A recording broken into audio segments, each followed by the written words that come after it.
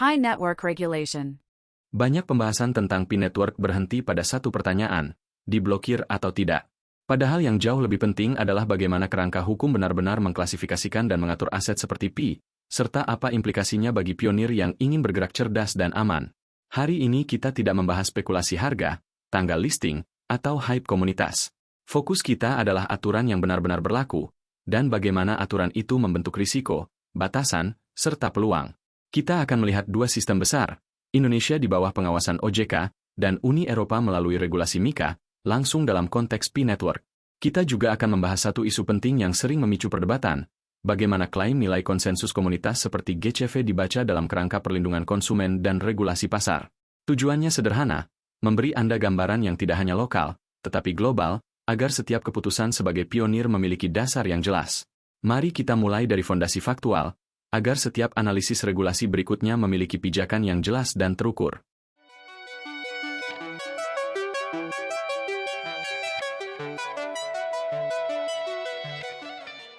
Fondasi faktual Pi Network. Sebelum kita membahas regulasi, mari kita letakkan fondasi faktual Pi Network. Pi Network kini berada di fase Open Network, artinya jaringan utama sudah terbuka dan dapat berinteraksi dengan dunia luar. Semua informasi ini tersedia di situs resmi dan komunikasi terbaru dari Pi Core Team. Pi diposisikan sebagai aset layer 1 yang ditambang komunitas, bukan hasil ICO atau penggalangan dana publik. Distribusinya melalui aplikasi, bukan penjualan token ke investor. Sejak awal, desainnya konsisten. Tidak ada ICO, IEO, atau janji pengembalian tetap. Fokus utama proyek ini jelas. Pertama, membangun utility melalui dApps di ekosistem Pi. Kedua, memperkuat proses KYC dan KYB, termasuk teknologi seperti Palm Print.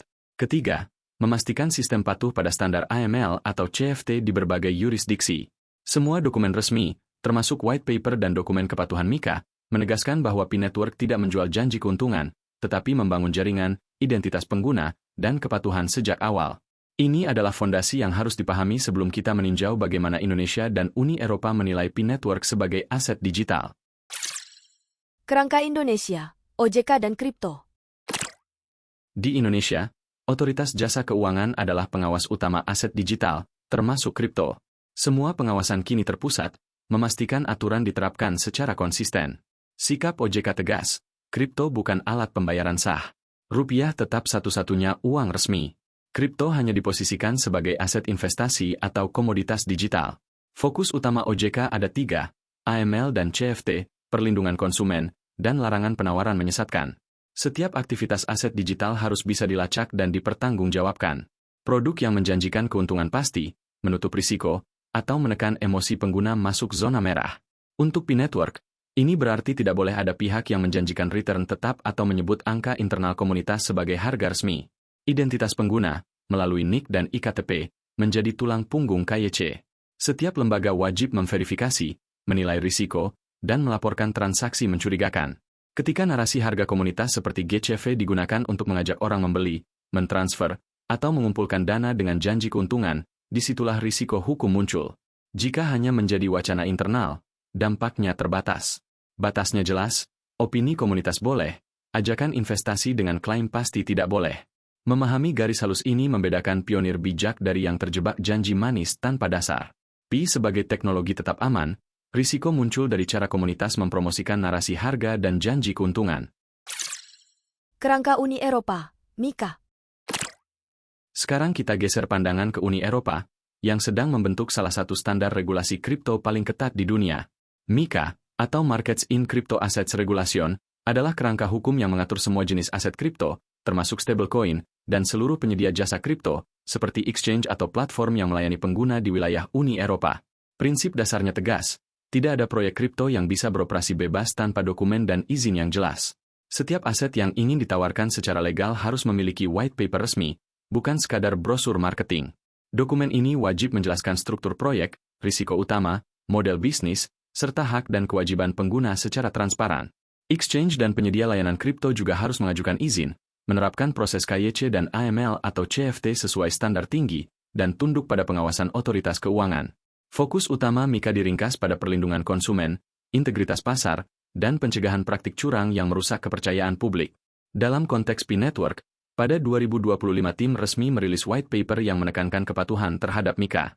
Langkah ini menandakan niat Pi untuk diakui bukan hanya oleh komunitas, tetapi juga oleh regulator di pasar yang ketat. Jika white paper Pi dinilai memenuhi standar MiCA, konsekuensinya jelas. Pi memiliki landasan hukum kuat untuk masuk dan listing di exchange teregulasi Uni Eropa. Semua klaim tentang utility, fungsi jaringan, dan posisi aset harus konsisten dengan dokumen resmi. Ruang untuk klaim harga berlebihan otomatis menyempit. Disinilah GCV perlu dibaca dengan jernih. Harga konsensus komunitas yang tidak didukung transaksi nyata tidak diakui secara resmi. Angka fantastis seperti $314.159 AS yang dipromosikan sebagai nilai Pi tanpa likuiditas dan order book nyata akan dipandang regulator Eropa sebagai informasi menyesatkan, bahkan jika bukan penipuan formal. Pesan bagi pionir yang ingin Pi menembus pasar Eropa sederhana tapi tajam. Legalitas dan kejujuran informasi lebih penting daripada euforia angka. Semua narasi harus tunduk pada dokumen resmi dan realitas pasar, bukan retorika komunitas yang memicu harapan berlebihan. Perbandingan Indonesia versus EU untuk Pi. Sekarang kita susun perbandingan ini seperti tabel, tapi dalam bentuk narasi. Terdapat 4 aspek utama, masing-masing dijelaskan dalam 4 baris besar. Aspek pertama, status hukum dan klasifikasi. Di Indonesia, Pi Network dikategorikan sebagai aset keuangan digital. Bukan alat pembayaran sah dan bukan pengganti rupiah. Di Uni Eropa, di bawah MiCA, Pi masuk kategori crypto aset. Harus tunduk aturan khusus, termasuk wajib memiliki white paper dan izin bagi pihak yang menawarkannya di pasar Uni Eropa. Kesimpulannya, baik Indonesia maupun Uni Eropa tidak mengakui Pi sebagai mata uang resmi. Pi adalah aset digital yang bisa diperdagangkan dengan mengikuti aturan lokal masing-masing wilayah. Aspek kedua, aturan promosi dan klaim harga. Di Indonesia, OJK melarang promosi yang menyesatkan publik. Tidak boleh menjanjikan return pasti atau mendorong masyarakat dengan iming-iming pasti kaya tanpa menjelaskan risiko. Di Uni Eropa, MiCA mewajibkan transparansi risiko dalam white paper dan materi promosi. Pernyataan menyesatkan dilarang. Klaim yang tidak sejalan dengan dokumen resmi bisa dianggap pelanggaran. Kesimpulannya, angka GCV ekstrim tanpa dasar pasar nyata berisiko di kedua wilayah. Di Indonesia, bisa dibaca sebagai penawaran menyesatkan atau skema berpotensi penipuan. Di Uni Eropa, bertentangan dengan semangat MiCA tentang perlindungan konsumen dan integritas pasar. Mekanismenya berbeda, tapi arahnya sama. Regulator tidak toleran terhadap klaim harga fantastis tanpa dasar pasar real. Aspek ketiga, KYC, AML, dan CFT. Di Indonesia, fokus pada identitas resmi, menggunakan NIK dan IKTP, serta wajib melaporkan transaksi mencurigakan. Di Uni Eropa, KYC menyeluruh menjadi standar untuk exchange dan penyedia jasa, mengikuti panduan FATF. Semua aliran dana harus bisa diaudit dan dipertanggungjawabkan. Pi Network menggunakan palm print KYC untuk satu identitas per akun, mendorong KYB untuk merchant, memprioritaskan antibot, dan mendekatkan diri pada standar kepatuhan global. Kesimpulannya, strategi teknis Pi ini bisa menjadi jembatan antara tuntutan regulasi EU dan kebutuhan lokal Indonesia. Dengan fondasi identitas yang benar, Pi bisa diterapkan lintas yurisdiksi tanpa membangun dua sistem berbeda. Aspek keempat, arah masa depan untuk listing dan utility. Banyak negara mengacu pada standar internasional seperti FATF atau MiCA. Indonesia kemungkinan akan mengikuti arah global ini, meski implementasi lokal berbeda. Jika patuh MiCA dan diakui di Eropa, peluang listing di exchange Eropa akan meningkat lebih dulu. Exchange resmi di Uni Eropa punya dasar hukum kuat untuk memperdagangkan Pi. Dampak bagi Indonesia. Warga Indonesia dapat mengakses Pi melalui exchange yang patuh MiCA dan OJK. Mungkin tidak langsung dari dalam negeri pada awalnya, tapi melalui jalur yang diatur dan diawasi. Kesimpulannya, jalur kepatuhan regulasi, utility nyata, dan dokumentasi resmi memberi Pi peluang bertahan jangka panjang. Sebaliknya, mengandalkan euforia GCV tanpa dasar pasar dan tanpa harmonisasi regulasi akan menyempitkan ruang gerak, baik di Indonesia maupun Uni Eropa. Implikasi praktis untuk pionir Indonesia. Sekarang kita turunkan semua analisis tadi menjadi langkah praktis, yaitu apa yang boleh dilakukan, apa yang tidak boleh, dan bagaimana bersikap realistis ke depan. Pertama, hal-hal yang boleh dan tidak boleh. Yang boleh dilakukan, pionir dapat fokus pada edukasi, menjelaskan cara kerja blockchain, desain tokenomic Pi, regulasi, dan risiko secara objektif. Pionir juga boleh berdiskusi tentang teknologi dan menguji dApps di ekosistem Pi serta mencoba integrasi Pi dengan bisnis kecil, selama semua pihak memahami bahwa ini masih tahap pengembangan dan tidak ada janji keuntungan tertentu. Selain itu, penggunaan Pi dalam konteks yang sah tetap diperbolehkan, Misalnya transaksi sukarela antara dua pihak yang memahami nilai Pi secara resmi sudah terbentuk di bursa teregulasi, namun transaksi tersebut tidak menjamin likuiditas instan atau keuntungan tertentu. Sekarang, yang tidak boleh dilakukan, pionir tidak boleh menjual paket investasi dengan janji GCV tertentu, misalnya paket yang menjanjikan keuntungan pasti pada angka tertentu. Menjanjikan pasti kaya dari Pi tanpa risiko dan tanpa penjelasan regulasi berpotensi menyesatkan dan bertentangan dengan semangat OJK. Pionir tidak boleh menjual atau mempromosikan Pi dengan menyebut harga resmi secara sepihak, karena tanpa dasar pasar terbuka atau dokumen hukum, klaim tersebut bisa menimbulkan masalah hukum jika konsumen merasa dirugikan. Garis pembatasnya jelas. Edukasi, riset, dan uji coba teknologi berada di zona yang lebih aman. Penjualan mimpi GCV dan janji return berada di zona merah. Kedua, cara membaca berita resmi Pi. Sebelum mempercayai tanggal mainnet, jadwal listing, atau angka GCV, selalu cek dua sumber resmi. Sumber pertama adalah website utama proyek di minepi.com, dan sumber kedua adalah akun X resmi Pi Core Team. Jika klaim tidak muncul di kedua sumber ini, perlakukan sebagai opini komunitas, bukan fakta resmi. Diskusi dan analisis boleh dilakukan, tetapi jangan dijual ke orang lain seolah-olah kepastian. Kebiasaan sederhana ini akan melindungi pionir dari manipulasi rumor dan mengurangi risiko ikut menyebarkan informasi menyesatkan. Ketiga, sikap realistis ke depan. Arah regulasi global sudah cukup jelas, yaitu transparansi, anti penipuan, dan perlindungan konsumen. OJK di Indonesia dan MiCA di Uni Eropa bergerak pada jalur prinsip yang sama, meskipun detail implementasinya berbeda. Pionir yang memahami kedua kerangka ini akan berada satu langkah lebih maju. Saat utility Pi bertambah dan peluang listing global terbuka, mereka akan lebih siap memanfaatkan peluang secara legal dan terukur.